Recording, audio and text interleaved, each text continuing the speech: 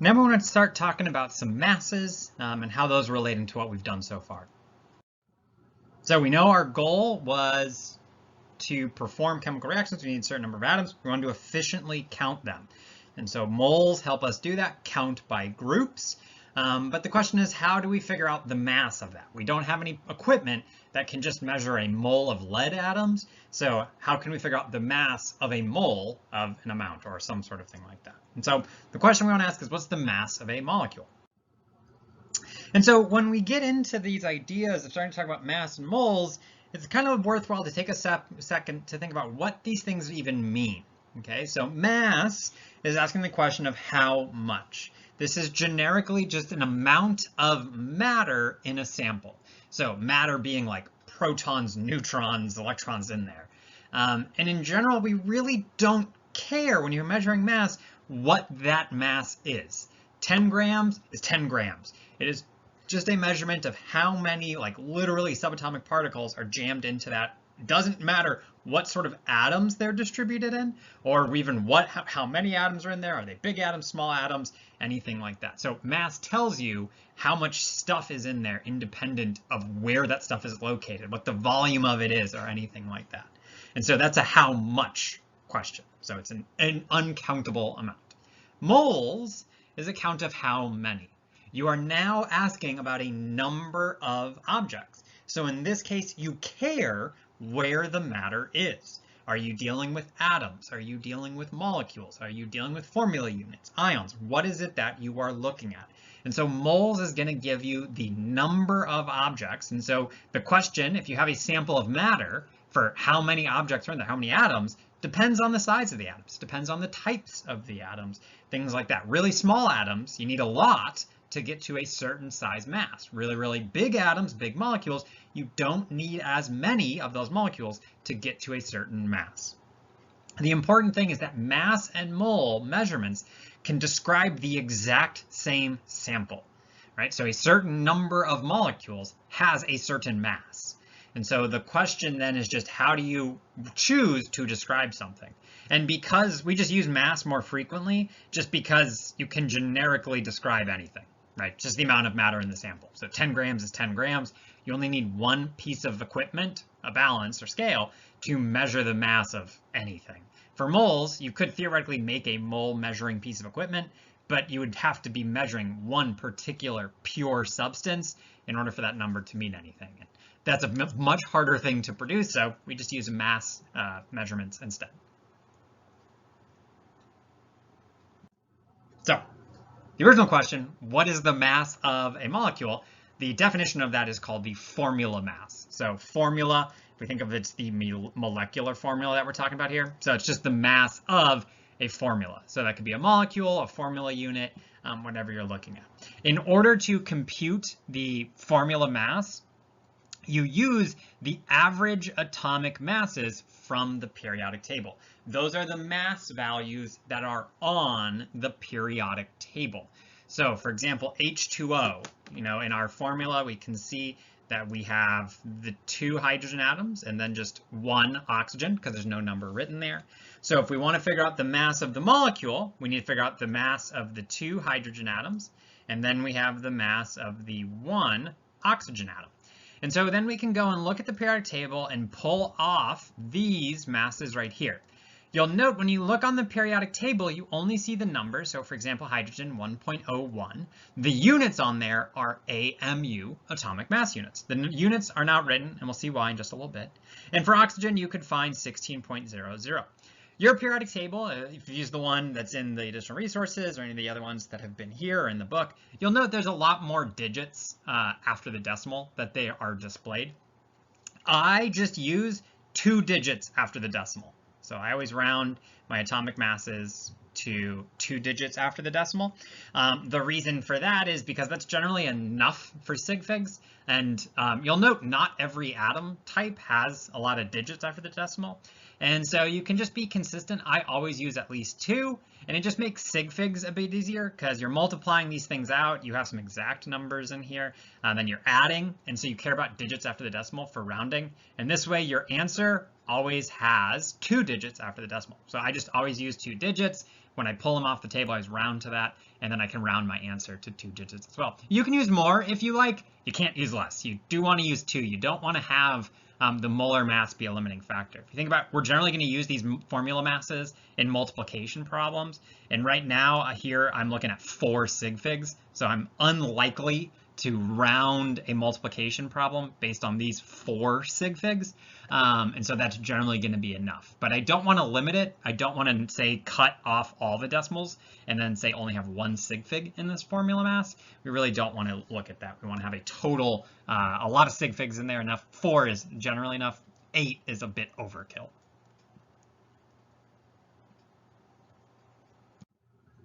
So let's actually work through an example. What is the formula mass of chloroform, which is CHCl3? When we're going through and calculating, when we're looking at this, starting what do we want? When we see formula mass, this isn't really necessarily a problem-solving issue. There's no conversion factors. This is a process.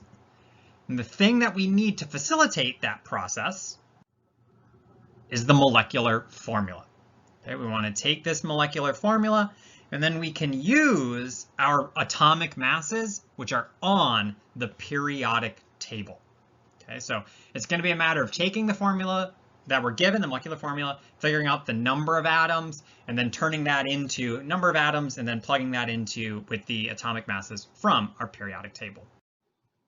What is the formula mass of chloroform, which is CHCl3? So computing the formula mass of a compound is just a matter of taking that formula and using the periodic table. When we look at CHCl3, we want to parse out what types of atoms we have and how many do we have. So you can see 4 types of atoms. I have C, H, and Cl. And then I have 1 of the C's, 1 of the H's, and 1 of the Cl's. So doing this calculation is going to be 1 times whatever carbon is, plus 1 times whatever hydrogen is, plus 3 times whatever chlorine is. And so because the mass for chlorine that I'm going to pull off the periodic table is, I know, for 1 atom, and here I have 3 of them. So I want to make sure that I use all 3 of those. So I can come to the periodic table, I can look carbon, see it's 12.011. I'd prefer, I'm just going to round that to 2 digits after the decimal point.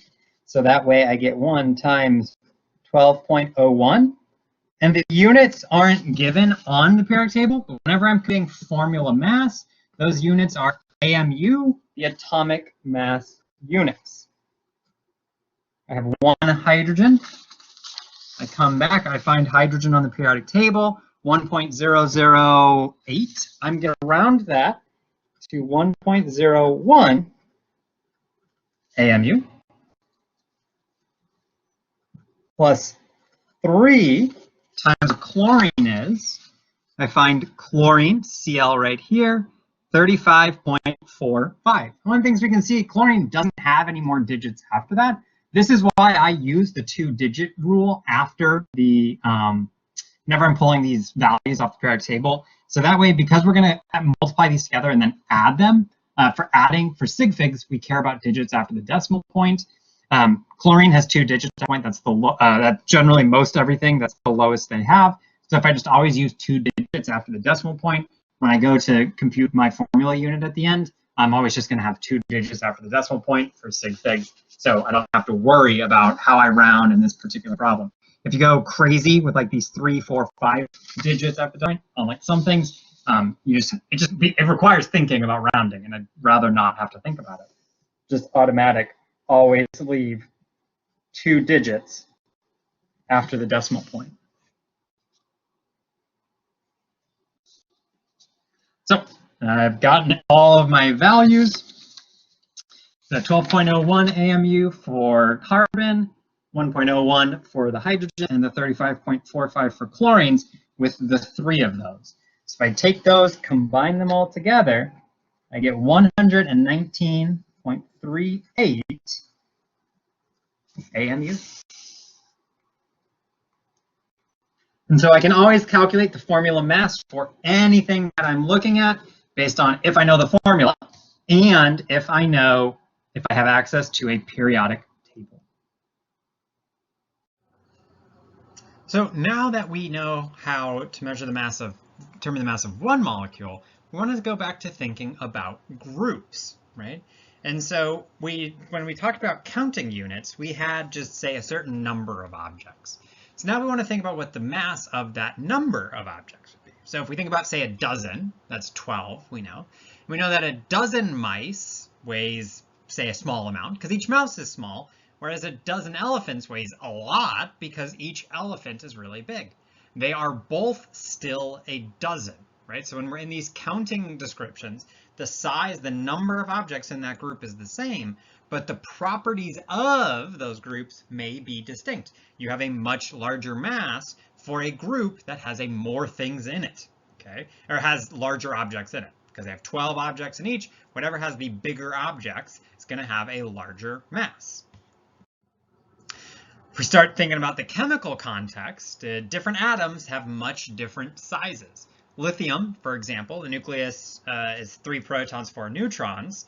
If you have, say, one lithium nucleus, or one lithium atom, not a very large mass. Lead is really big, 82 protons, 126 neutrons. There's a lot in there. So each lead atom has a much higher mass than each lithium atom.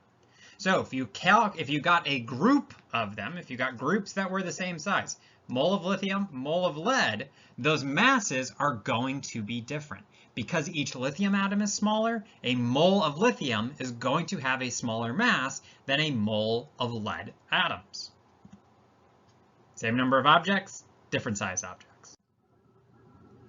So the mass of a mole depends on the substance that you are counting. Different atoms have different sizes, small atomic numbers, really small, like say hydrogen. Big atomic numbers like lead have much larger masses. And then if you think about molecules, you could say have small atoms in molecules or just large numbers of atoms. Sucrose, for example, there's not really much big in a sucrose. Carbon, hydrogen, oxygen, none of them are large atoms. There's just a lot of atoms in that molecule where the formula mass starts to creep up. You're looking at 342 AMUs. That's much bigger than, say, a single large lead atom. So if you have these bigger and bigger molecules or bigger and bigger atoms, the mass of the individual object is bigger or smaller, depending on what you're counting. And so the mass of a mole is going to depend on the substance. So we quantify this mass of a mole by what's called the molar mass, which the definition of that, it is the mass of 1 mole of a substance. The units that we see on that are going to be grams per mole. With the formula mass, we just reported them as AMU because we were looking at the mass of 1 molecule. That was kind of defined. Even though it's the mass of 1 mole, we do explicitly include that MOL in our unit for molar mass, grams per mole. Okay, so one of the things we can see, this is a compound unit that we can see right away. The molar mass, the value of the molar mass is unique for a substance. Whatever you're counting, atoms, molecules, formula unit, whatever's in your package, your group, that's the size of a mole. When we go about the process of calculating molar mass, it is numerically equivalent to the formula mass in atomic mass units. The only difference is that the units are in grams per mole. So the process we just used for calculating the formula mass is going to be the same way that we calculate the molar mass. Okay? So the reason why this is true is this is where Avogadro's number comes from, this kind of seemingly random. Why didn't we just use 10 to the 23rd or 10 to the 24th? 6.022 times 10 to the 23rd, a single molecule of water has a mass of 18 atomic mass units. A mole of water has a mass of 18 grams. The only difference is that mass. So basically, we just picked the atomic mass units, about 1 proton, right? And we just picked the number of objects in a mole such that this equivalence would be the case. So we're going to go through the process. What is the molar mass of chloroform? So I got CHCl3, molar mass of chloroform. Now let's start. What is the molar mass? And so we know, just like for calculating formula mass, this is going to be the same. It's going to be an algorithmic process. What we need for it is the molecular formula. Okay, so we can take that molecular formula. Again, we can look up the masses for the individual atoms on the periodic table and use those. So we're going to look for these atomic molar masses on the periodic table. The molar mass and formula mass are numerically equivalent though. So this is the same exact process that we saw for doing the formula mass. We're going to use the exact same process. We'd expect to get the same number. So when we actually go about doing it, we can see that we get these exact same numbers. We get the same, the 12.01 for our carbon. We still have one carbon because it's the exact same formula. This is still chloroform, so we get the same idea. The only difference is that our units are different. We now call this gram per mole. That is why there are not units listed on those mass numbers on the periodic table, because they can represent both atomic mass units and grams per mole. But numerically, they are identical. So the mass of one molecule of chloroform is 119.38 AMUs. The mass of one mole of chloroform is 119.38 grams.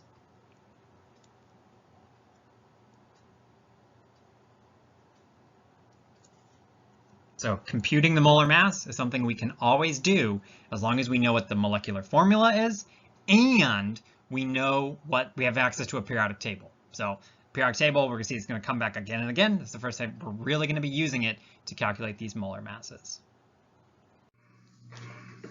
Participation 6.8, question 3. What is the molar mass of glucose, which is C6H12O6? This is the third question on participation 6.8 due Monday, June 8th at 11:59 p.m. over on Blackboard. Link to the assignment is right below the links to these videos. Again, what is the molar mass of glucose, C6H12O6? There's at the bottom of the module, lecture module, there's some reference information, additional resources.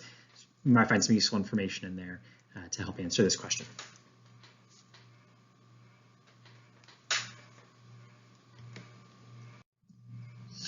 Okay, we got another question for participation 6.8. 3 questions, 3 videos in a row. See if we keep up the streak. See you in the next video.